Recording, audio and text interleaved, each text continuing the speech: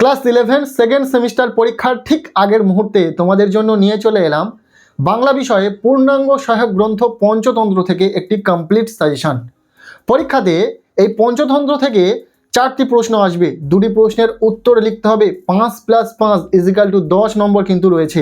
খুব সহজে তোমরা এই 10টি নম্বর পেতে পারো যদি পঞ্চতন্ত্র থেকে কিছু গুরুত্বপূর্ণ প্রশ্ন পড়ে রাখতে পারো। সৈয়দ মুজতবা আলীর লেখা পঞ্চতন্ত্রে 4টি গদ্যাংশ রয়েছে। কি কি? বই কেনা, আজব শহর কলকাতা, 25শে বৈশাখ এবং আড্ডা। এই 4টি গদ্যাংশ থেকে যে প্রশ্নগুলো গুরুত্বপূর্ণ রয়েছে, যে প্রশ্নগুলো পড়া থাকলেই তোমরা পরীক্ষাতে হুবহু পঞ্চতন্ত্র থেকে প্রশ্ন কমন পাবে, সেই প্রতিটা প্রশ্ন আজকের এই ভিডিওতে আমরা বলে দেব। সো চলো প্রতিটা গল্প ওয়াইজে যে প্রশ্নগুলো ইম্পর্টেন্ট রয়েছে সেই প্রতিটা প্রশ্ন দেখে নেওয়া যাক। তো এই পূর্ণাঙ্গ সহায়ক গ্রন্থ থেকে পরপর প্রতিটা গদ্যাংশ থেকে যে প্রশ্নগুলো গুরুত্বপূর্ণ রয়েছে দেখে রাখবো। যদি মাত্র 2-4টি করে প্রশ্ন দেখে রাখতে পারো তাহলে অনায়াসে তোমাদের পরীক্ষাতে প্রশ্ন কমন পাবে। প্রথম যে গদ্যাংশটি রয়েছে বই কেনা, এখান থেকে মাত্র আমরা 3টি প্রশ্ন দেখে রাখবো, যে 3টি প্রশ্ন ভীষণ ইম্পর্টেন্ট। প্রথম প্রশ্ন, মাছি মারা কেরানি নিয়ে যত ঠাট্টা রসিকতাই করি না কেন, মাছি মারা কেরানি নিয়ে ঠাট্টা রসিকতার কারণ কি? প্রাবন্ধিক এই প্রবাদ বাক্যটি দিয়ে প্রবন্ধ শুরু করলেন কেন? ভীষণ ইম্পর্টেন্ট একটি প্রশ্ন, খুব ভালো করে পড়বে। এরপর দ্বিতীয় প্রশ্ন, এক্সপেরিমেন্ট করতে নারাজ, দেউলে হবার ভয়। কারা কেন এক্সপেরিমেন্ট করতে নারাজ? প্রসঙ্গ ব্যাখ্যা করো। গুরুত্বপূর্ণ প্রশ্ন, খুব ভালো করে পড়বে।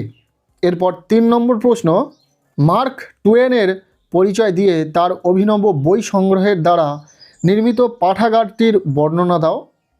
এই প্রসঙ্গে প্রাবন্ধিক অন্যান্য বইপ্রেমীদের বই সংগ্রহের বিষয়ে কি বলেছেন? এই 3টি প্রশ্নই ভীষণ গুরুত্বপূর্ণ যে গদ্যাংশটি রয়েছে বই কেনা এখান থেকে। এছাড়াও আরও অনেক প্রশ্ন রয়েছে, তবে আমরা এই 3টি প্রশ্ন তোমাদের জন্য নির্ধারণ করলাম। পরীক্ষার আগের মুহূর্তে তোমরা অবশ্যই এই 3টি প্রশ্ন খুব ভালো করে দেখে রাখো এই গদ্যাংশ থেকে। নেক্সট আমরা দেখে রাখবো আজব শহর কলকাতা, এখান থেকে মাত্র 4টি গুরুত্বপূর্ণ প্রশ্ন। চলো প্রথম প্রশ্ন দেখে নাও। প্রথম প্রশ্ন, সৈয়দ মুজতবা আলীর রচনাশৈল আজব শহর কলকাতা প্রবন্ধ অবলম্বনে আলোচনা করো।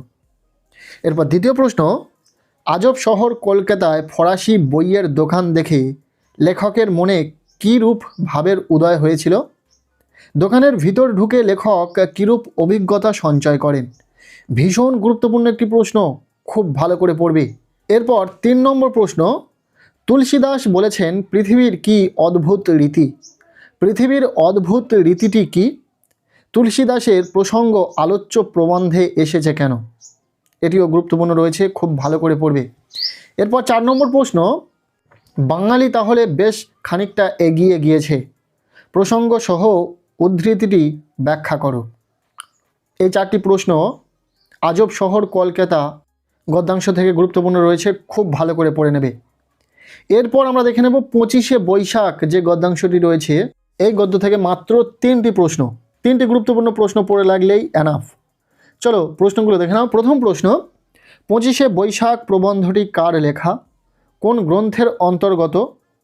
প্রাবন্ধিকের রম্য রচনার দৃষ্টিকোণ আলোচ্য প্রবন্ধে কতখানি জায়গা করে নিয়েছে?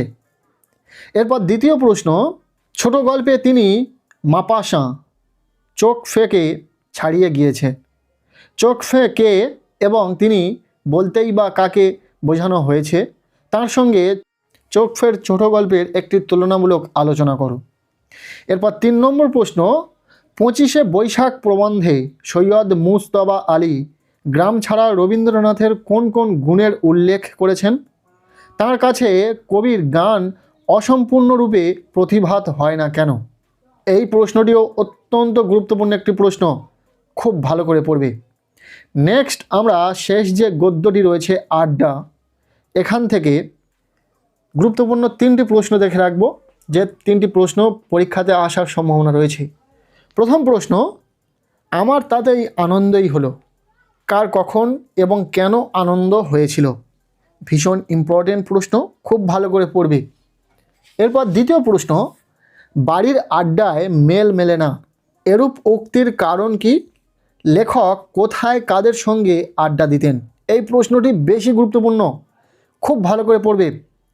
এরপর শেষ যে প্রশ্নটি 3 নম্বর প্রশ্ন, সোজা বাংলায় বলে যাতে উঠে গেলুম।